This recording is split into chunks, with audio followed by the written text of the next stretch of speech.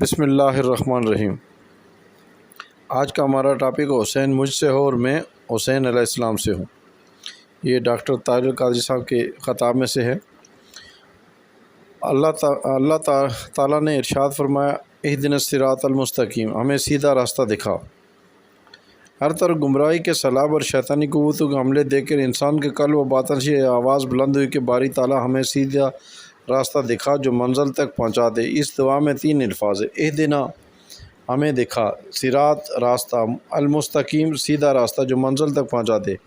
اہدنا کے ذریعے بھولے بھٹکے انسانوں کو منزل مقصود کا شعور ملا، اس لیے انسان کو نہ اپنا مقصد حیات معلوم ہے اور نہ اپنی منزل معلوم ہے، لہٰذا بندہ عرض گزار ہوتا ہے، اہدنا باری تعالیٰ ہمیں زندگی کے مقصد منزل حیات کا شعور عطا کر۔ جب شعور مل گیا تو انسان اٹھ کھڑا ہوا کہ اب چل پڑوں، مگر شعور مقصد اور معرفت منزل ہو جانے کے بعد راستے کی ضرورت پڑی کہ کس راستے پر چلوں، چنانچہ عرض گزار ہوتا ہے، مولا صراط مستقیم دکھا، صراط راستہ دکھا، پر ذہن میں سوال جنم لیتا ہے کہ کون سا راستہ جو اس منزل تک پہنچا دے، کیونکہ راستے میں ارد گرد آندیاں دیکھیں، حملہ آور لوگ دیکھے، دین کے لباد میں کفر پھیلانے والے دیکھے، ہدایت کے نام پر گمراہی کا کاروبار کرنے والے دیکھے۔ اس صورتحال کو دیکھ کر راستے پر چلنے والے گھبرا گئے کہ کہیں ہم ہی نہ شکار ہو جائیں۔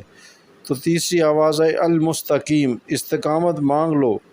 شعور مانگ تو دیا، راستہ تو دکھا دیا، اب اگر راستے میں گم ہونے کا ڈر ہے تو استقامت مانگ لو۔ عرض کیا، المستقیم، مولا سیدھا راستہ بھی دے اور اس میں استقامت بھی دے تاکہ منزل تک پہنچا دے۔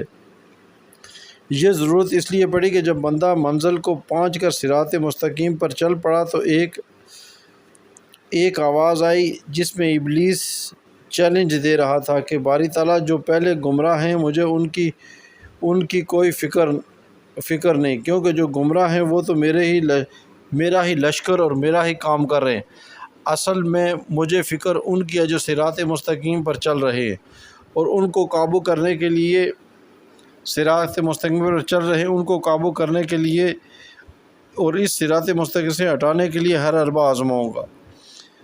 ان افراد بنی نوع آدم کو گمراہ کرنے کے لیے سیدھی راہ پر ضرور بیٹھوں گا تاکہ کہ انہیں راہ حق سے ہٹا دوں۔ اس شیطان نے دعویٰ کیا کہ میں ان کو سیدھی راہ سے ہٹا دوں گا، سو تیری عزت کی قسم میں ان سب کو ضرور گمراہ کرتا رہوں گا۔ یہ بھی شیطان کا دعویٰ ہے۔ سوال ہوا کہ تم ان سب کو کیسے گمراہ کرو گے؟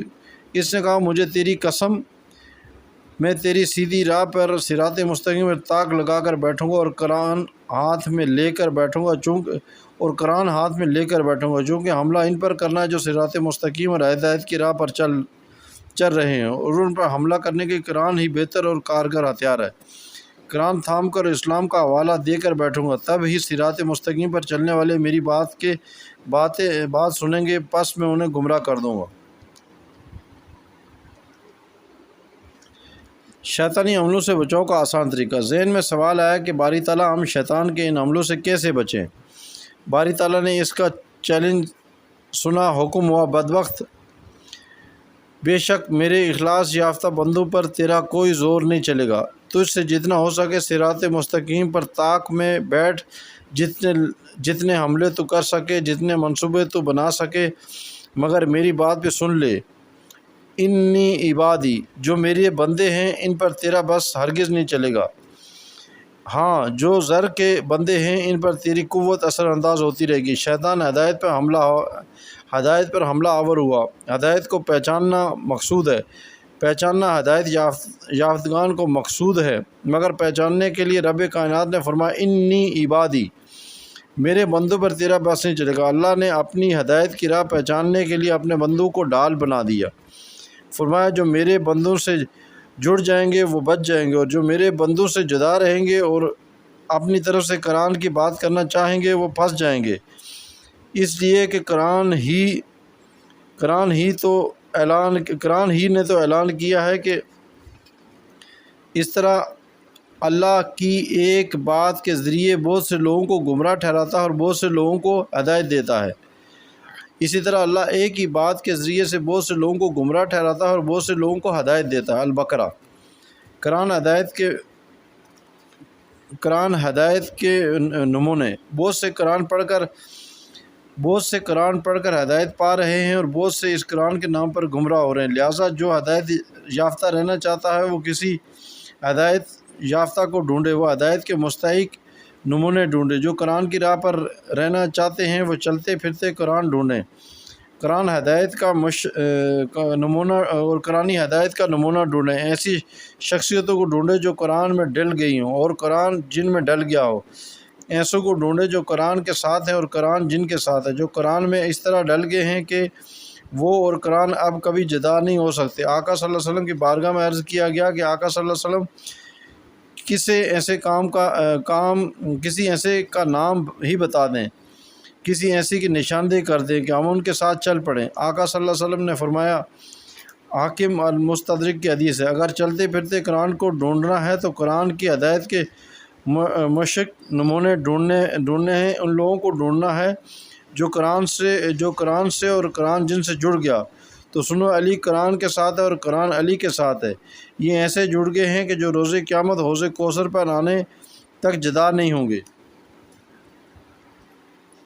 صراط مستقیم سے مراد اللہ تعالیٰ نے صراط مستقیم کے متلاشیان کے لیے ایک اصولی جواب دیا۔ فرمایا کہ تم صراط مستقیم ڈھونڈتے ہو تو صراط مستقیم کی تعریف یہ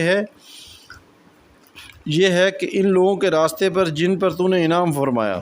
صراط الذین انعمت علیہم، الفاتحہ، کہ ان لوگوں کا راستہ جن پر تو نے انعام فرمایا، جن پر اللہ کا انعام ہوا، ان کا نام صراط مستقیم ہے۔ قرآن کا نام اگر صراط مستقیم ہے تو ہر کوئی دعویٰ کرتا ہے کہ قرآن ہمارے پاس ہے۔ حدیث کا نام ہے تو اگر صراط مستقیم تو ہر کوئی کہتا ہے کہ میرا مشرب حدیث پر ہے۔ یہ دعویٰ تو ہر کوئی کرتا ہے، مگر صراط مستقیم کو یہ کہہ کر متعین کر دیا کہ صراط مستقیم ان بندوں کی راہ ہے جن پر میں نے انعام کیا۔ انعام یافتہ کون لوگ ہیں؟ اگر ان کی راہ پر چلنے سے صراط مستقیم پہ حفاظت ہے تو ان راستوں پر اور ان کے دروازوں پر پہنچا دے۔ فرمایا قرآن مجید النساء، اور جو کوئی اللہ اور اس کے رسول کی اطاعت کرے تو اللہ اور اس کے رسول صلی اللہ علیہ وسلم کی اطاعت کرے تو یہی لوگ روز قیامت ان ہستیوں کے ساتھ ہوں گے جن پر اللہ نے خاص انعام فرمایا، جو کہ انبیاء، صدیقین، شہداء اور صالحین ہیں، اور یہ بہت اچھے ساتھی ہیں۔ جن انعام یافتہ بندوں کی معیت اور سنگت اپنانے کا حکم دیا گیا وہ چار طبقے، انبیاء، صدیقین، شہداء اور صالحین۔ جب انعام یافتہ ان چار طبقے ہیں تو معلوم ہوا کہ اللہ کی بارگاہ کی سب سے بڑی نعمت بھی یہ چار ہیں۔ انبیاء کو جو نعمت ملی وہ نعمت نبوت ملی، صدیقین کو جو نعمت ملی وہ نعمت صدیقیت ہوئی، شہداء کو جو نعمت ملی وہ نعمت شہادت ہوئی، صالحین کو جو نعمت ملی وہ نعمت صالحیت ہوئی۔ گویا اس کارخانہ ہستی میں سب سے بڑی چار نعمتیں نبوت، صدیقیت، شہادت اور صالحیت ہے۔ آج کا ہم ٹاپک اسی پہ کمپلیٹ کرتے ہیں، اگلے میں ہر نعمت و فضل مصطفیٰ صلی اللہ علیہ وسلم ہے، اس پہ اوپر ڈسکس کریں گے۔ یہ پارٹ 1 کمپلیٹ ہوا آج۔